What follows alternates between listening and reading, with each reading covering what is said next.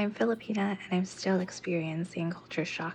There's still a lot of things that we're trying to get used to here in the Philippines, but we're making the most out of it. I was born and raised on Guam. In the last 4 years, we've been in Vegas, and we moved our whole family, well, almost all, from Vegas to the Philippines. Today, I'm going to share my perspective about what it's really like moving abroad. And you'll be hearing my story while I make some breakfast today. We've officially been here about a month now. It's crazy how quickly the time has gone, which means that it's been just about a month since the kids have seen their dad and I've seen my husband. Emotionally, it's been quite difficult. There's been quite a bit of things that I had to navigate on my own, and it's not something that I'm used to, especially being somebody who likes routine or is a creature of habit. Even before we moved here, I was really nervous about how the kids will adjust. We all kind of knew that the routine was going to be different, school was going to be different, and they'll be leaving their friends to make new ones. They've all been doing great, and that makes me so happy. It's also been an identity shift for me, especially because I'm so used to moving and working and basically being busy. Well, technically I am busy, but it's a different kind of busy for me now.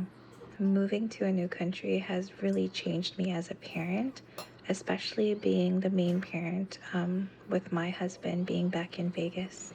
I'm actually really present now, which also means I'm likely to be more overstimulated. I don't know, I need to ask my kids if I've been more overstimulated now than I was when we were in Vegas, or maybe I'll just kind of let them keep that to themselves. Because of the changes in schedules, and actually different schedules for the three girls most of the days, I'm actually out often dropping them, picking them up, dropping lunch, picking one up, then picking the other up. And then comes, the last minute things that they would need for like projects or meeting friends for projects, or the list goes on. One thing I'm actually really happy about though is that they don't spend a lot of time on technology. They still use a lot of paper and pencil, which doesn't make them illiterate in technology, I would say, but more so resourceful. Their phones are actually also taken away the entire school day and given back to them at the end of the day, which I know a lot of parents don't agree, but I really like it because then it allows the kids to be present in school and to socialize even better. Like, I really like all the stories that I'm hearing, about their experience eating in the garden or eating in like the little dome-shaped area together with their classmates. It's music to my ears. I acknowledge that, of course, it's hard, but I have discovered new strengths as a mom here. I know how dependent I am emotionally, especially with my husband, and so I pretty much had to make sure that I stayed strong, especially for the kids. I mean, I lose my shit sometimes, but hey, I'm human. I used to be so anxious about driving here in the Philippines, but I think at this point I've gotten used to it. I really disliked having to leave the house, especially with the baby, because he didn't enjoy car rides as much. He still doesn't, but he has some pretty amazing sisters who try to keep him busy. My relationship with my children has definitely evolved moving here. I mean, I feel like we've been pretty close even when we didn't live here, but there's a new sense of connection that we all have.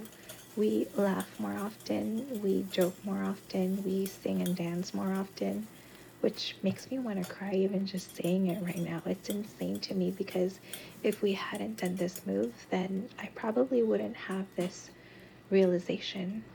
And especially with this move, we've been checking in on each other a lot. How we're all doing. Are we having a bad day? Or, how are you feeling today? Or what can I do to help you? We've definitely experienced some pretty cool adventures. There are some places that we've ventured to because we've either heard of it or we've passed by it and we've wanted to try them out. So, for example, last weekend we actually found a cute little restaurant where you ate in a kubo. The food was great, the weather was perfect, and we just really enjoyed each other's company. I have to say that I'm more confident in shopping in the outdoor markets now, especially with the amount that I need. Obviously, I have to convert pounds to kilos, but I think I safely just say 1 to 1.5 kilos. And even if I speak Tagalog and understand a little bit of Kapampangan, I still feel like I'm experiencing a language barrier, especially because the English or the grammar that's used here and the grammar that I'm used to, and the proper grammar, I should say. So it's almost like a little line graph, I guess, if I'm using it correctly. I'm right in the middle from Taglish to proper English. There's definitely been a lot of miscommunication, which is a little frustrating, but of course have to be understanding. The Philippines is our new home now, and yes, it is such a big life change, but there's been something beautiful about slowing down, hearing the birds, watching the sky be, and just being.